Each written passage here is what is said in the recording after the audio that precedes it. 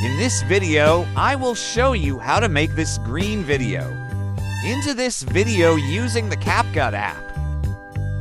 If you are new to my channel, please watch the full video and subscribe for more videos like this. First, you need to have CapCut, a green screen video or a green background video photo. Let's open CapCut app. Create a new project. First, import your background video. Tap Overlay, then click Add Overlay. Choose your green screen video or photo. Click on the green screen video. Find the Cutout tool and click Chroma Key.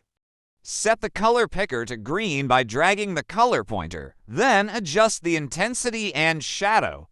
Once you have done so, click Done. So there you have it. If you have any question, please leave it in the comment section. If you learned from this video, please give it a thumbs up. And subscribe to my channel for more tutorials like this. Thanks for watching. Remember that sharing is caring and caring is loveth or effort. Sharing is love.